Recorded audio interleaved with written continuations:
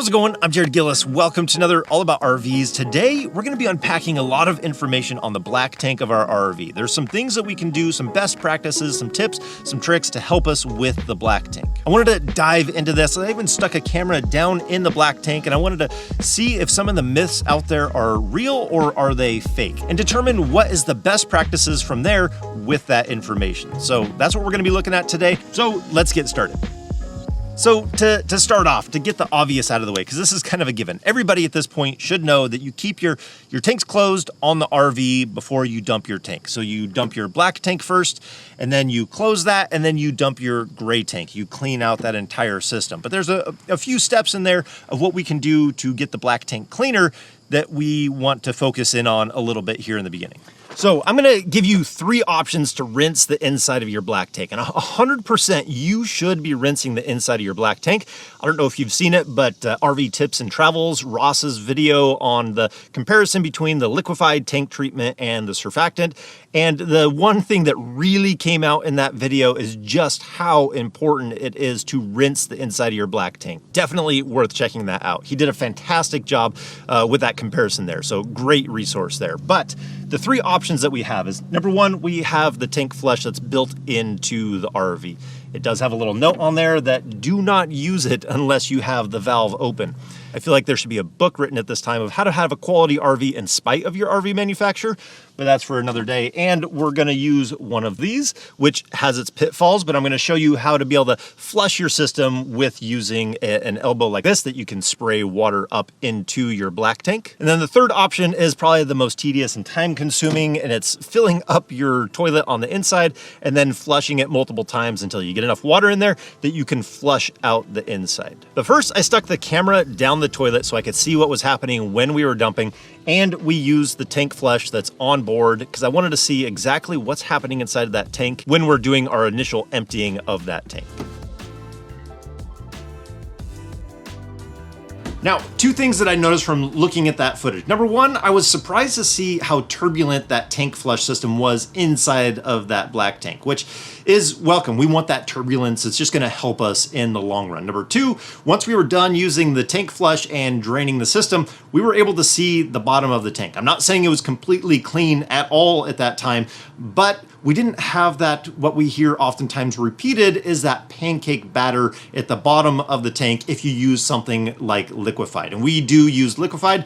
That's the tank treatment that we prefer to use for a handful of reasons. And yes, I get it. It is not a septic system. It is a holding tank, but breaking up that material that's in there is only going to help us get it out of that system. I have a lot more that I want to say about tank treatments, but I want to continue on with flushing out the system. So using the tank flush, we will close the black tank valve and then fill that up. I know it says not to on there. It's up to you if you want to or not. We use it that way, but we also do use a meter. And so these meters aren't always 100% accurate, and the information that we get from manufacturers isn't always 100% accurate on the size of the black tank as well. So when you're learning your system, learn and fill it up slowly, kind of check it from the inside so that way you're not overflowing it on the top of the RV. You're not going to be pressurizing the system because your black tank does have a vent out the top of the roof. So you're not pressurizing anything. You just don't want to overflow something. So when I'm doing this,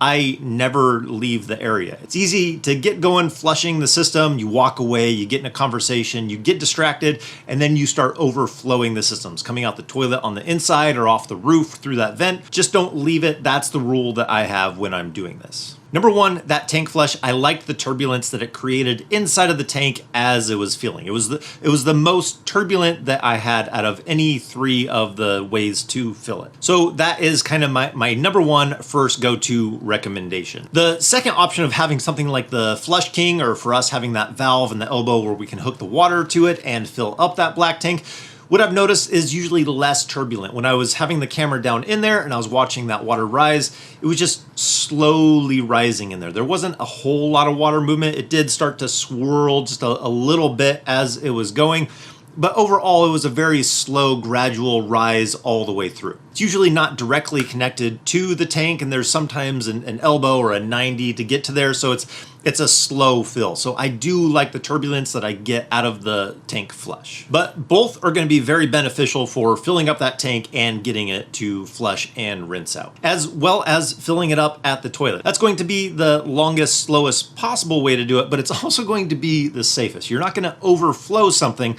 by doing it at the toilet, filling that bowl up and flushing it.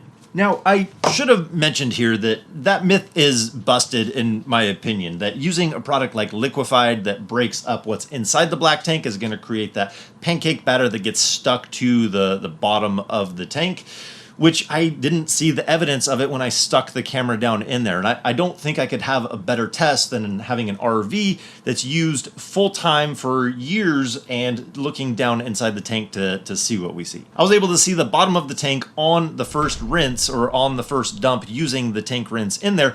Wasn't 100% clean, and I'm gonna go over how we rinse our tank, because no matter what you're doing, you're flying a bit blind when you're dumping your tank. You're hoping that you're being as complete as possible, but you are flying a bit blind, so I do have a procedure of how I try and do that the most complete way that I possibly can. Now, with those options laid out there, let me give you exactly how we dump our tanks, kind of what we've gone over to after 8 years of full timing. So before we dump our gray tanks, our black tanks, I'm going to fill up that toilet bowl on the inside full all the way up. And then I come out here, I connect up the black tank flush. I open up the black tank, I turn on the black tank flush, so we have both those going together. And then when I see in this clear elbow out here that it's not 100% full in that pipe, I know that's when I go in and I flush that full toilet bowl that's in there. So I have the turbulence of the tank flush going on, and I have the flushing of the toilet in there, gushing that water out, trying to get everything out inside of there. And I like to rinse our system twice. I don't do it twice if we're at a place that says that they don't want you to rinse your system at the park or at that dump station. And I also don't do it if there's a line behind me at a dump station. I don't want to be holding everybody up. But if I don't rinse it twice, I make sure to reintroduce water because you don't want it dry in there. And so, in my opinion, the area that I think kind of that pancake batter mixture that's stuck on the bottom of your black tank kind of comes from is from people dumping their black tank and not going in and flushing it and letting it dry out, not reintroducing water to it. And then that's what creates that really difficult layer that's hard to get out, and then you have to have your tanks clean. So be smart about it. If you can't flush it out, then reintroduce water. If you can flush it out twice, and it's going to be a much healthier system. But we got more to talk about.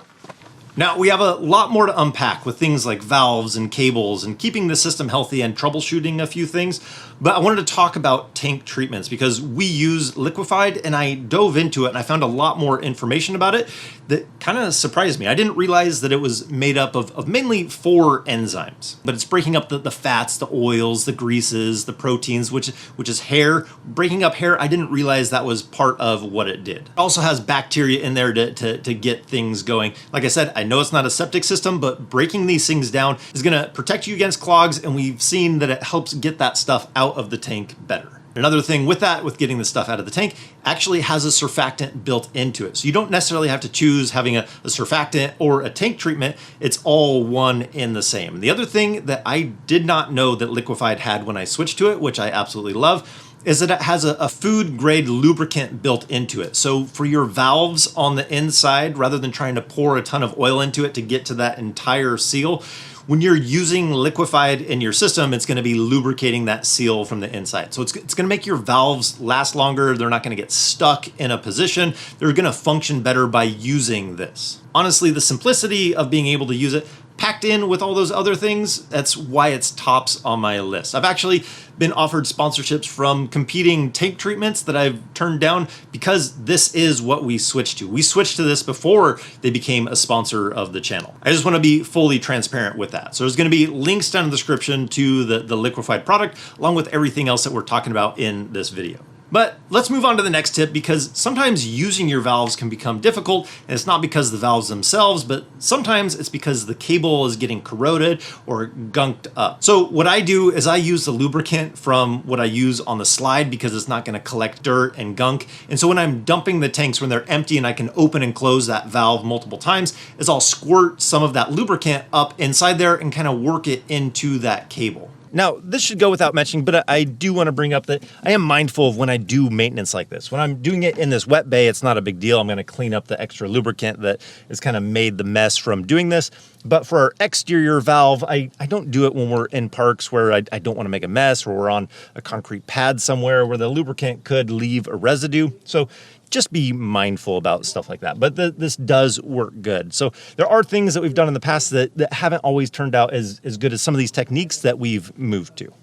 Now, something I wanted to mention and get to is things that we've tried over the years that haven't worked for us. They didn't quite pan out. We've tried a lot of different things. We've tried different tank chemicals. We've tried the tank clean mixture that you can do yourself. We tried different products, and there's really only kind of two that come to the surface for that. Number one is putting ice in your toilet before you drive in order to clean the inside of that black tank. What we found is that you have to put an enormous amount of ice in there in order to get it to actually do something and still be iced by the time you start driving to really have any effect for the ice. What we've noticed is usually that turns to water pretty quick, so you might get some sloshing around in there that does help break things up and will clean things up a little bit. But as far as taking the time to buy ice to put it in there, it didn't really pan out to us. And even if it's just ice that's left over, by the time you put that in there, it's really not that much, and it's gonna melt pretty quick. So that one for us didn't really pan out. The other one that we have tried is using that wand that you put down the toilet in order to clean the tank that's inside there. So I actually just went out and bought another one because I wanted to see